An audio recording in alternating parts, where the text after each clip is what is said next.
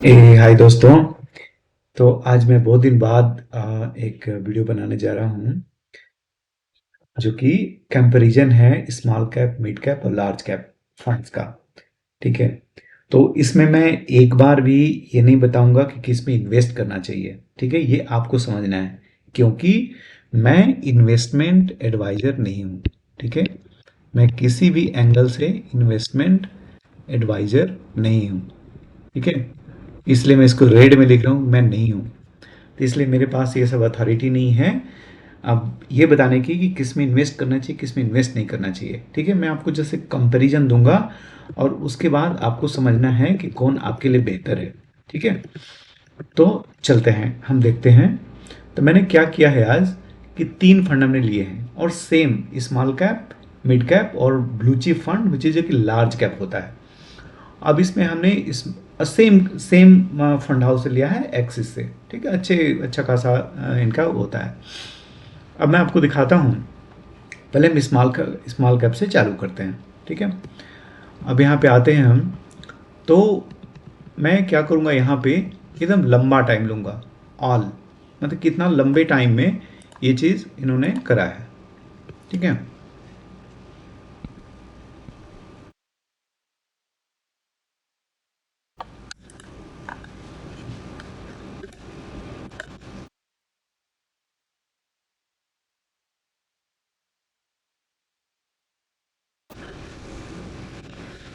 Okay.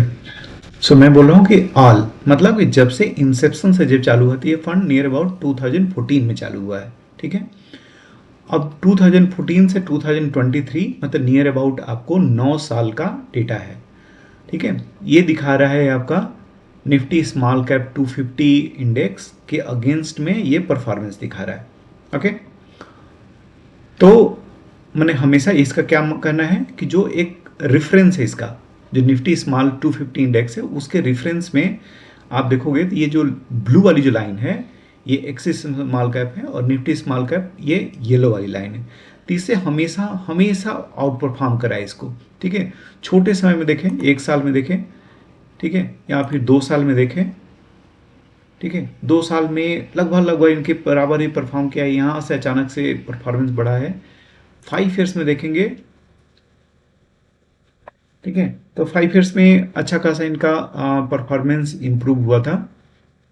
Okay, अब जो important है देखने का, यहाँ पे आते हैं एनुअलाइज रिटर्न। एनुअलाइज मतलब कि जैसे 1 ईयर के, तो 1 ईयर में 21.7% रिटर्न दिया है। ठीक है, 2 बरस में 50, मतलब ये CAGR टाइप का होता है। ठीक है, कि मैंने पहले साल में इतना दिया। जो अगर 2 साल का रिटर्न देखेंगे तो 15% का रिटर्न है CAGR। मतलब कि हर साल आप उसको जोड़ सकते हैं कि हर साल 15-15% आपको रिटर्न मिला, मतलब नियर अबाउट आपको 30% प्लस रिटर्न मिला होगा। 3 ईयर में देखें तो 35%। और ऑल टाइम मतलब कि पिछले 9 साल में देखेंगे तो नियर अबाउट 23% का रिटर्न है, 23% CAGR, जो कि बहुत बड़ा होता है, बहुत ज़्यादा बड़ा होता है। क्योंकि टिपिकली आपका जो इंडेक्स फंड होते हैं, निफ्टी जो आपकी होती है, निफ्टी टिपिकल आपको 12 से 14% का रिटर्न देती है। ठीक है, ये तो हुआ स्मॉल कैप। अब इसमें रिस्की कहाँ होता है? रिस्की ये होता है कि इसका मैं रिस्क भी आपको बताता चलता हूँ कि निफ्ट जगह कुछ बहुत ही बड़ा बवाल करता है, ठीक है, तो जब फॉल होता है, देखते हैं एक बार एक फॉल भी देखते हैं, तो कि एक और भी सब लोग बोलते हैं कि क्या होता है कि स्मॉल कैप जब फॉल होता है तो बहुत भयानक तरीके से फॉल होता है। ठीक है, लेकिन यहाँ पे आए तो देखो जैसे सारी फॉल होता है तो ये भी फॉल हो गया। ठीक है, लेकिन रियली में आप जगह देखेंगे कि 2008 वगैरह में देखेंगे तो फॉल जब हुआ था तो लोग बताते हैं कि कुछ, जब मैंने डेटा मेरे को निकालना पड़ेगा, कि 80% का फॉल हुआ था स्मॉल कैप में, स्मॉल कैप फंड्स में। ठीक है, लेकिन नॉर्मली नियर अबाउट 30 से 40% के बीच में निफ्टी ने फॉल करा था।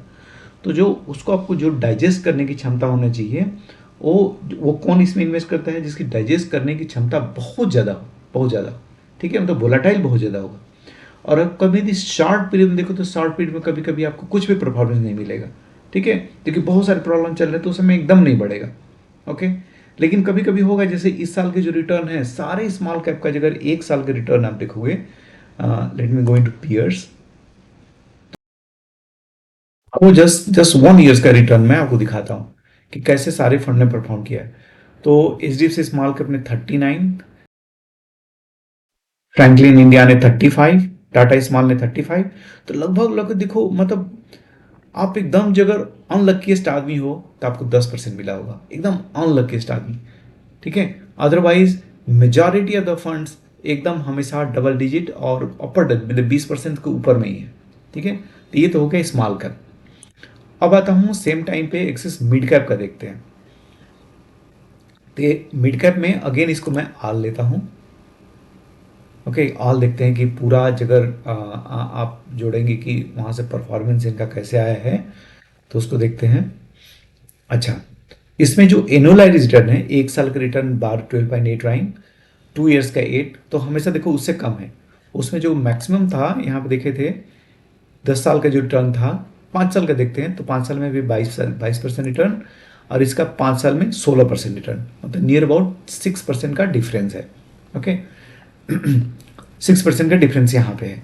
अच्छा, अब इसमें जो अगर कंपनियां देखोगे कि किस तरीके की कंपनियां होती हैं। अब इसमें Narayan Hrudayalaya, CCL product, brigade enterprises, सब छोटी छोटी कंपनियां होती हैं, विदिन 5,000 करोड़ की ऐसे कंपनियां होती हैं। तो आप यहाँ देखोगे, बोलता है कि सबसे ज़्यादा मिड कैप यदि 4.21 है, स्मॉल कैप इन्वेस्टमेंट 60.61 है, और लार्ज कैप 1.75% है। तो मेजॉरिटी इसमें स्मॉल कैप होती हैं। इन सब में क्या होता है कि जो छोटी कंपनियां होती हैं इसमें थोड़ा लिक्विडिटी का प्रॉब्लम होता है। जैसे कोई कंपनी अगर कुछ कुछ जगह हो गया, जैसे मान लो कि कहीं इनकम टैक्स की रेट पड़ गई, चाहे कुछ पड़ गई, तो उसमें भयानक तरीके से लिक्विडिटी का प्रॉब्लम होता है। ठीक है, तो इसके चलते इसमें कई कंपनियों का तगड़ा प्रॉब्लम हो सकता है। इसलिए वो लोग क्या करते हैं, बहुत ज़्यादा डाइवर्सिफाइड होते हैं। देखो 4.7 मैक्सिमम इन्वेस्टमेंट है नारायण हृदयालय में।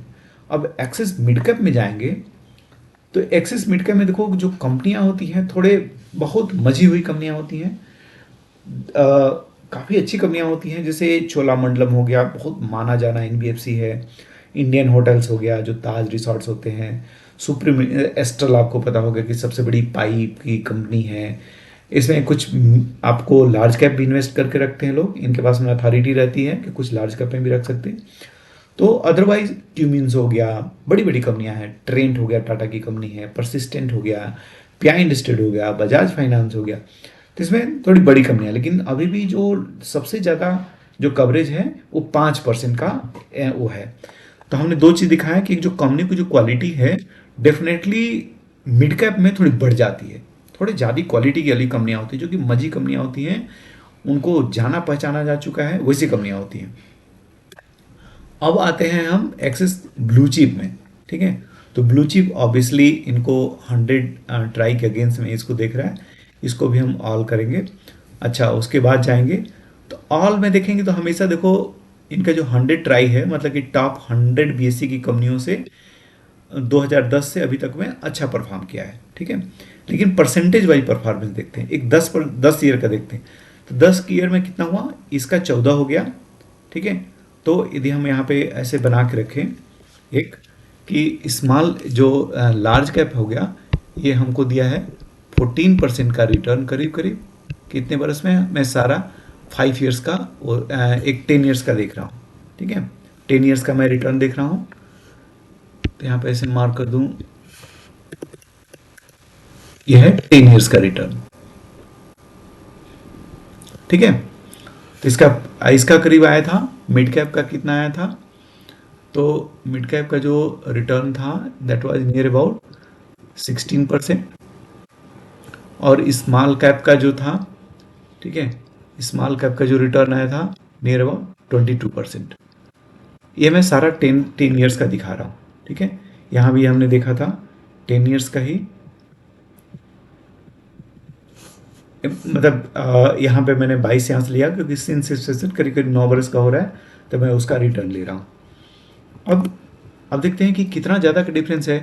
तो 14, ये मिड कैप जो है लार्ज कैप से करीब करीब 6% ज़्यादा, मतलब 2% ज़्यादा दिया है रिटर्न, और स्मॉल कैप मिड कैप से भी 6% ज़्यादा दिया है। और इसके इसके में देखोगे तो बहुत ज़्यादा का रिटर्न का, मतलब अच्छा खासा 8% का डिफरेंस है। ठीक है, तो इसीलिए अब इसमें देखने में आता है कि जब अगर लार्ज लार्ज आपको तो मैं कैसे सोचता हूँ, जैसे मेरे पास क्या है कि मैं बहुत लंबे दिन के लिए रुका हूँ और चाहे आगे भी रुका ही रहूँगा, ठीक है। तो मेरे को क्या होगा कि स्मॉल कैप में कभी कभी, अब जो मेरे को देखना क्या है कि जो सबसे प्रॉब्लमेटिक चीज़ जो समझना है वो क्या है, फॉल। तो स्मॉल कैप में जो फॉल होगा बहुत ज़्यादा, बहुत डीप होता है, डीप कट का पॉसिबिलिटी होती है। मिड कैप में थोड़ा सा कम, ओके। और लार्ज कैप में काफ़ी स्टेबल कंपनियां होती हैं। लार्ज कैप की जो कंपनियां आप देखोगे इनकी, लार्ज कैप में कैसी कंपनियां होती हैं, तो यहाँ पे देखो सबसे ज़्यादा आईसीआईसीआई बैंक है। और इसी तरीके से अब इनका जो देखो कि क्या करते हैं, इनको पता है कि आईसीआईसीआई बैंक तो भंसने वाला नहीं है, बजाज फाइनेंस तो भंसने वाला नहीं है, एचडीएफसी बैंक तो भंसने वाला नहीं है, डीमार्ट तो भंसने वाला नहीं है, रिलायंस तो भंसने वाला नहीं है। तो इसमें क्या होता है कि इनका जो एक्सपोजर है काफ़ी बड़ा हो सकता है, काफ़ी बड़ा एक्सपोजर ले सकते हैं। जैसे हम directly near about like 10% exposure है, ठीक है।